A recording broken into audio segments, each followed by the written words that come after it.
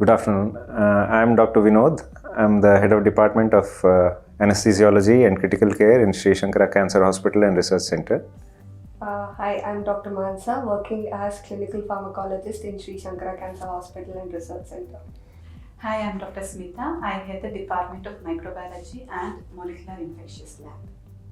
We are celebrating World Antimicrobial Awareness Week between November 18 to 24. So every year, WHO launches this program, this Awareness Week.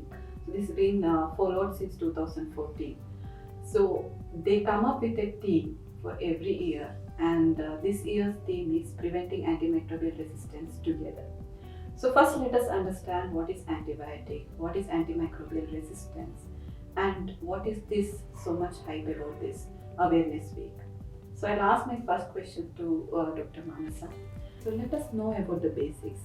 Manasa, can you tell me what is an antibiotic, what is antimicrobial resistant, and how an organism develops antimicrobial resistance? Antimicrobial agents are natural or synthetic substances that act against microorganisms in effectively killing them and helps in the treatment of infection. These antimicrobial agents are categorized into different groups based on the pathogen against which it primarily acts on. Antimicrobial agents are considered as humanity's most precious development as they paved way for better living conditions in human beings. Coming to antimicrobial resistance, these are the current global threat of our times. Antimicrobial resistance are the ones in which the microorganisms or the pathogens develop resistance towards particular antibiotics over the period of time naturally. This process can be speeded up due to the misuse, overuse, or antibiotic abuse, due to which the pathogens will not effectively act against the particular antibiotics which has been given for the treatment. So what happens is this hampers our ability to treat very common infections, and this leads to disease spread and increased rate of morbidity and mortality in patients. According to the CDC's latest updates, 1.2 million people worldwide died due to antimicrobial resistance, and in 2019, 5 million people have died due to antimicrobial resistance. Okay, so why are we so worried or concerned about this development of antimicrobial resistance? What will happen if this does not stop? The emergence and spread of drug-resistant organism has posed a very big threat to our community in treating very simple infections. Especially the pan-resistant and multi-drug resistant organisms are causing a lot of infections which are very difficult to be treated with the existing antibiotics which we have in the system. Currently, whatever antibiotics we have, most of the organisms have become resistant to that, and there are no new drugs in the clinical pipeline of the antibiotics, due to which judicial use of currently available antibiotics is of very high importance. Coming to another point, this antimicrobial resistance also causes a lot of cost and economical burden to patients due to increased hospital stay and requirement of intensive care and expensive medications during their stay due to very common or simple infections per se. Antibiotics are required for undergoing minor surgical procedures or major surgical procedures. Due to the development of resistance, any treatment post-operatively will be very difficult to manage by the clinicians. Another important question which I want to ask you is, knowing the importance of PK/PD of antibiotics, so how is it going to help in treating a patient? How is it going to help in reducing the AMR burden? So PK/PD, which means pharmacokinetics and dynamics. Pharmacokinetics involves in how the drug acts in a person's body. It involves absorption, distribution, metabolism, and excretion of drug from the body. Whereas pharmacodynamics establishes a relation between the exposure of drug and its pharmacological action in the body. Coming to PK/PD, how it is going to affect the antimicrobial resistance. So one of the strategies which we can work on in preventing antimicrobial resistance is by optimizing the dosing regimen and the exposure of antibiotic to a particular patient. So by doing PK/PD analysis, we can customize or personalize the treatment to the patient. Overexposure of particular antibiotics can lead to severe side effects and dropout from treatments. Similarly, underexposure or subtherapeutic level of particular drugs can cause emergence of resistance. By doing PK/PD analysis, we can get to know the optimum level of drug required by the particular patient and optimize their dosing regimen, frequency, and the choice of antibiotic can also be determined by doing these analysis. Sir, could you please tell me your perception on antimicrobial resistance and the concerns and challenges you face as a clinician while treating microorganisms which has already gained resistance? Antimicrobial resistance, as we all know, is one of the most pressing problems faced by all of us today in most of the hospitals. The main reasons for antimicrobial resistance are the inappropriate use of antibiotics and perhaps helping the spread by not following adequate and appropriate hand hygiene measures and social contact measures. There are a few solutions to this antibiotic resistance, to prevent antibiotic resistance, but it requires the cooperation and the proactive behavior from all the people, including the healthcare workers, staff, nursing staff, and even the patient and their patient attenders. How does this antibiotic resistance develop? We know that these bacteria which are there, evolution-wise, they have been there for many more millennia when compared to human beings. And they have endured all the natural calamities occurring on Earth and they still are going strong. This means to say that genetically they are more adaptable and they are much more tough and strong when compared to human beings. The antibiotics were discovered say about 200 years back, and from then onwards, problem of antibiotic resistance has been there quite significantly. And this antibiotic usage against the microorganisms is just a blip on the screen of the microorganisms' evolution. They have got several mechanisms by which they can develop resistance to these antibiotics, either by gene mutation or even by developing genes which makes them resistant to the chemicals which are aimed at killing them. Presently, the concept of antimicrobial resistance is seen mainly because of inappropriate usage of antibiotics and also the spread of antibiotic resistant bugs, which are also known as superbugs amongst the hospital personnel and amongst the patients. So it is well known that bacteria develop resistance even after a single usage of antibiotic.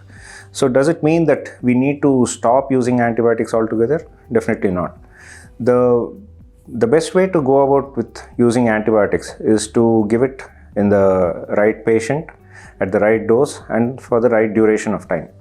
For this, there are several challenges. First and foremost, when a patient comes with sepsis or with some infection, we don't know which bacteria is growing inside the patient. So we need to do a culture for that. And by doing a culture, it takes about 3 to 4 days for the culture report to come. In the meanwhile, we definitely need to start some antibiotic for that patient empirically in order to control the infection.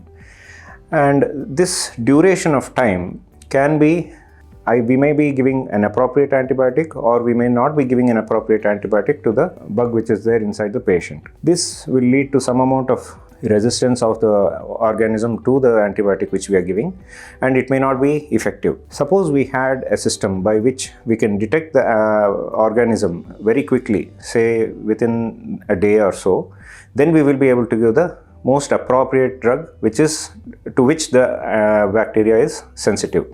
This will to some extent reduce the usage of empirical antibiotics for a few days till the culture report comes. This is one way. The second thing, the challenge which we are facing is, we get patients with several comorbidities like renal problems, hepatic problems, and all those things. In these patients, we cannot give the right dosage or the maximum dosage of the antimicrobial due to the fear of worsening their comorbid condition. We may worsen their renal parameters or we may worsen their hepatic parameters. In these patients also, we will tend to give a lesser dose of these antibiotics, or even by ignorance, we may give a lesser dose of the antibiotics to the patients who are having these infections. And by giving lesser dosage, we are not only killing less number of bacteria which are there, but also we are sort of making those bacteria more resistant, enabling the bacteria to get resistant to the antibiotics which we are giving. So this is another problem or challenge which we are facing clinically. The third important thing which we are facing is the concept of hand hygiene. The hand hygiene is a most important thing by which we can prevent the spread of multi-drug resistant organisms, and it has to be followed universally, not just by the doctors or the staff nurses. Everybody, including the patient's attender and the patient, has to follow this hand hygiene so that the spread of these multi-drug organisms will be prevented. International studies also, the compliance to hand hygiene is anywhere between 75 to 85%. You won't get, even the best hospitals, you will get very modest hand hygiene compliance rates. This is because of the ignorance. It may be because of some lackadaisical attitude of either the staff or the doctors to the concept of hand hygiene.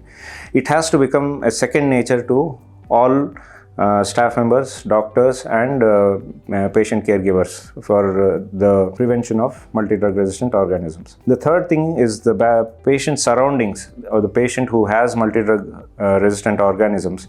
The surroundings have to be kept clean by repeated cleaning and mopping. This also to a great extent prevents spread of multi-drug resistant organisms. And the next thing, as I mentioned, the antibiotics which are given have to be appropriate. They have to be given in the right dose, and if possible, instead of monotherapy, if we are able to give 2 or 3 antibiotics to combat the same organism, to some extent it may reduce the incidence of drug resistance. This has not been definitively proven, but there are certain studies which say that usage of multi-drug therapy may help in reducing the antibiotic resistance. So these are the things which I feel may help in reducing antimicrobial resistance. So you were talking about empiric therapy in critical ill patients, where we tend to start with higher restricted antibiotics.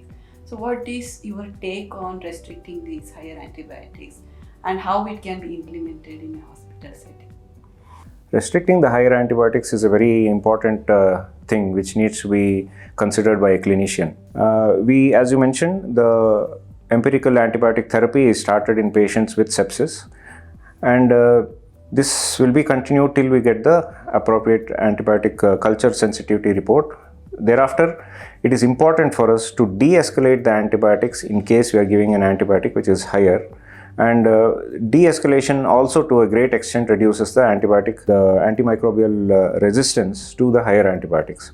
As you know, at present in India, we are struggling to handle gram-negative organisms which are growing leaps and bounds, and they are developing into several different subtypes which are resistant to different types of antibiotics. And so we have to conserve the antibiotics as much as possible, and especially the higher antibiotics like carbapenems and polymyxins. And for that, we have to definitely de-escalate the antibiotics which we are using once we have started the empirical therapy and we have got the culture sensitivity report. The second issue is in patients in whom we are using prophylactic antibiotics, especially in surgical patients. We notice that once we give the prophylactic antibiotic, it is extended for 3 to 4 days where it is not actually required. The correct way of giving a prophylactic antibiotic is to restrict it till the day of the surgery.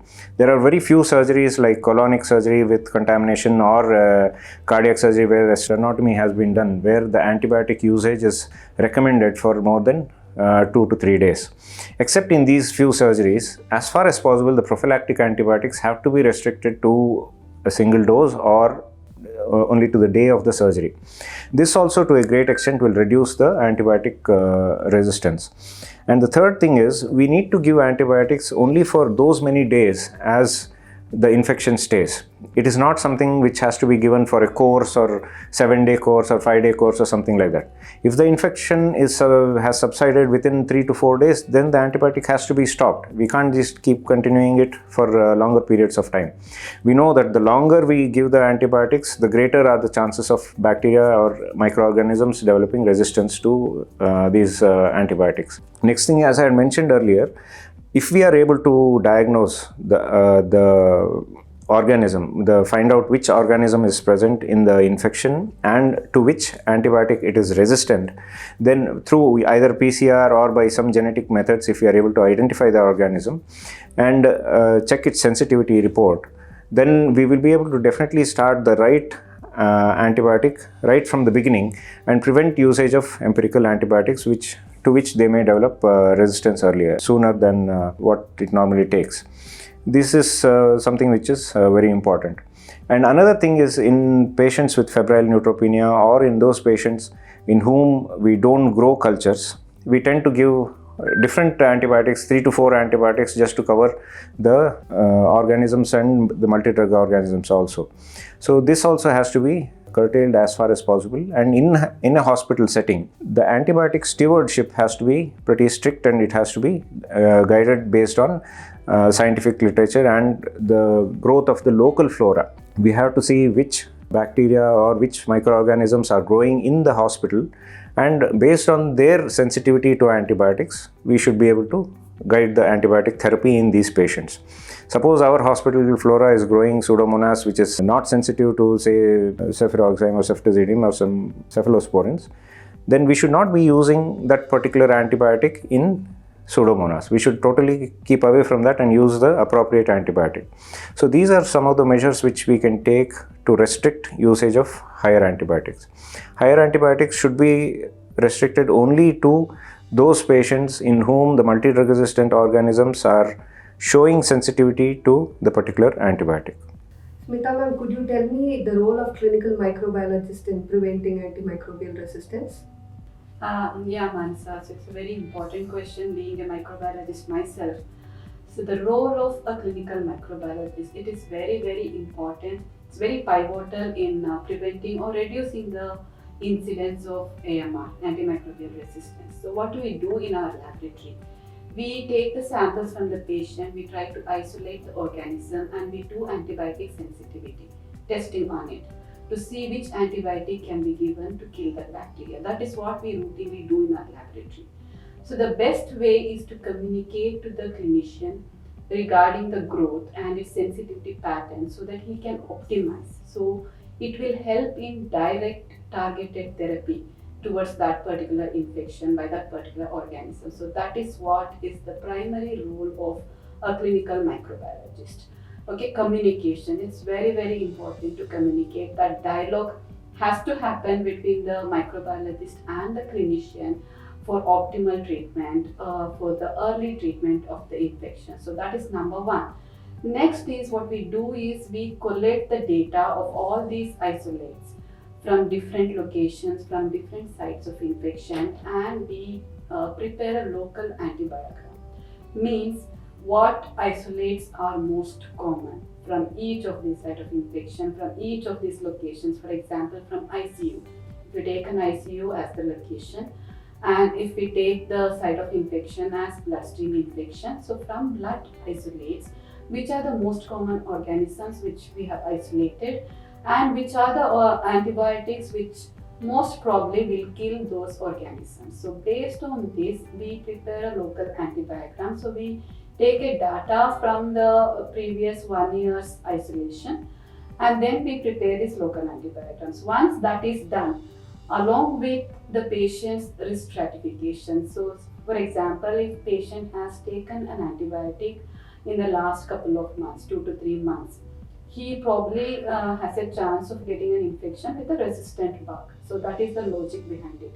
So what we do is we collect both the data. We combine the local antibiogram and the history of patients, like which type he belongs to, whether he is a person in whom a multi-drug resistant organism can give infection. So we combine this information and we formulate an antibiotic policy.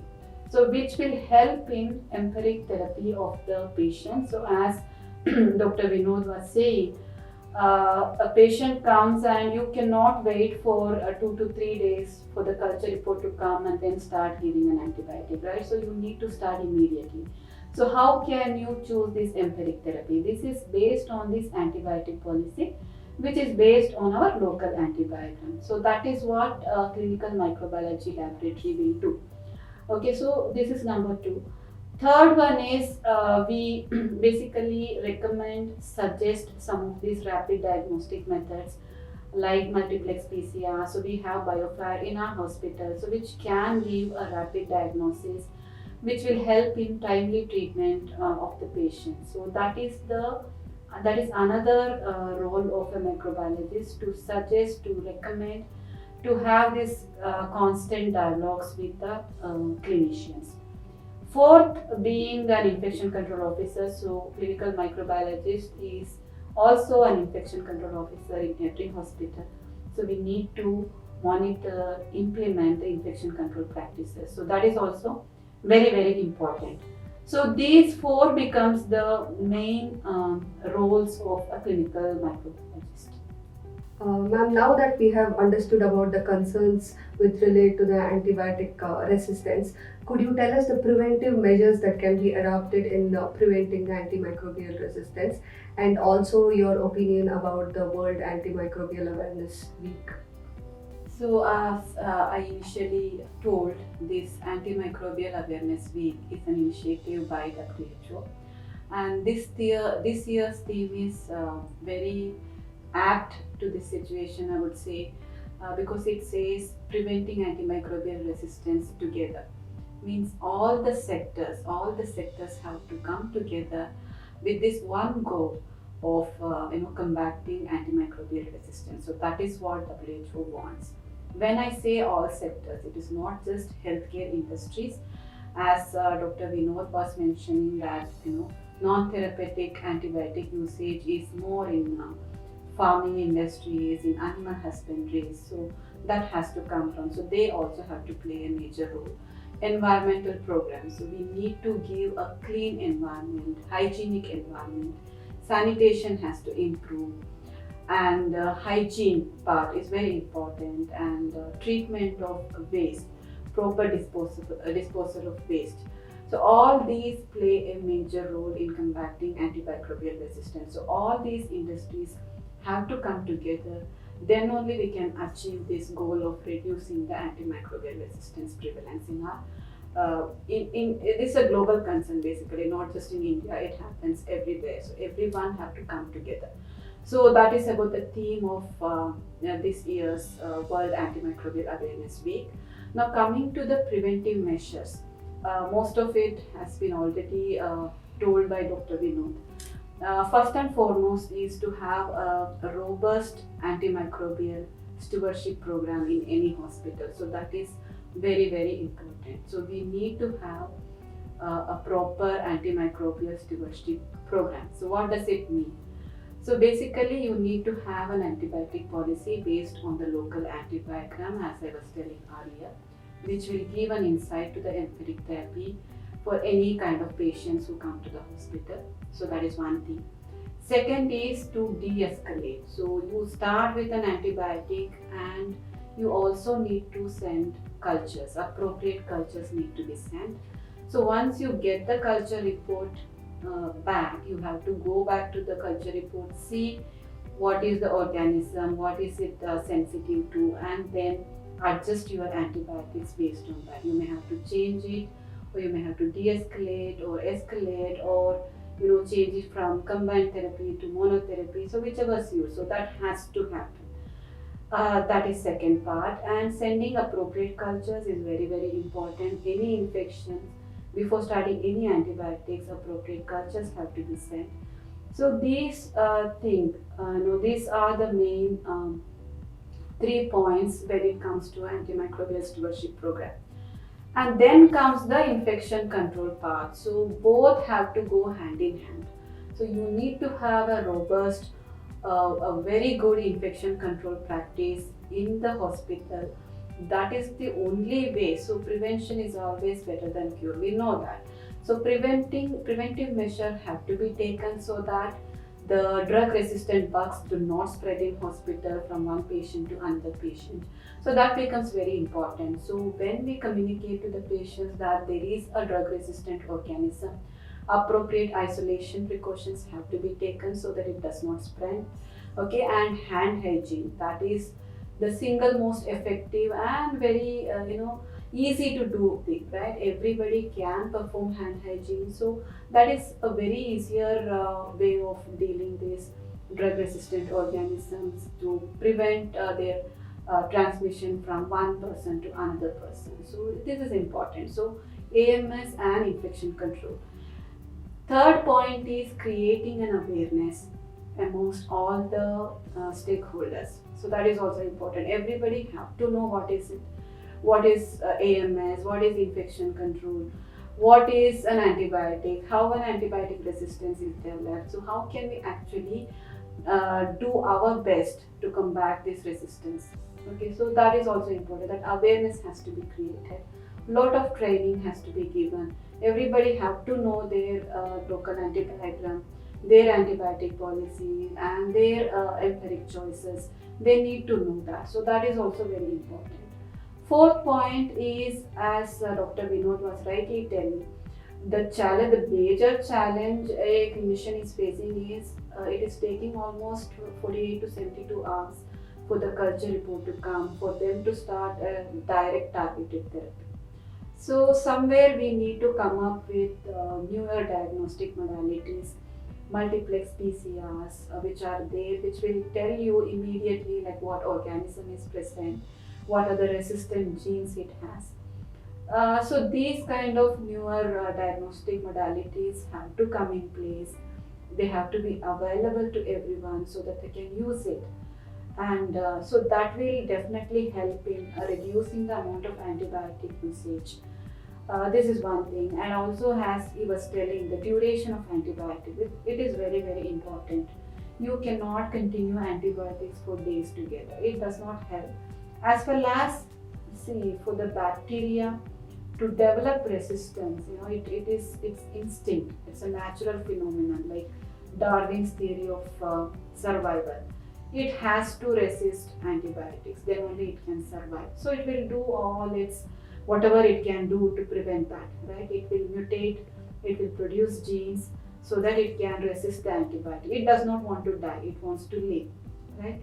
So if you prolong the antibiotic duration, so if you keep on bombarding the bacteria with antibiotics, it definitely is going to develop resistance. So that is something which will happen. So if you shorten the duration, okay, so that is one way of avoiding the bacteria to develop resistance. So basically surgical prophylaxis, where you give antibiotic as a prophylactic measure, not as a treatment measure.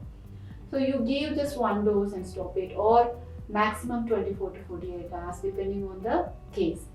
So then the exposure of these bacteria towards this antibiotic reduces, and that also will somehow it will somewhat lessen the prevalence of antimicrobial resistance. So these are the points I think which has to be taken up seriously in every hospital, not just hospital, even at a clinic level.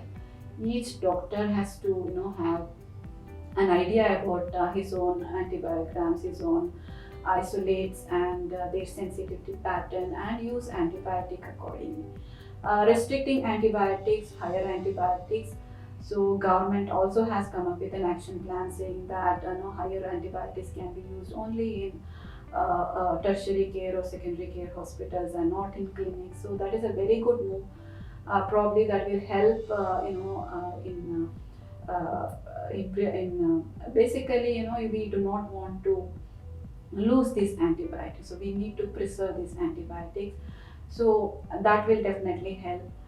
Reducing the non-therapeutic usage of antibiotics in animal husbandry, in farming, so that also will help. So these are some of the things which are not in our hand, but what we can do in a hospital is to follow a robust AMS system, as well as to follow infection control practices.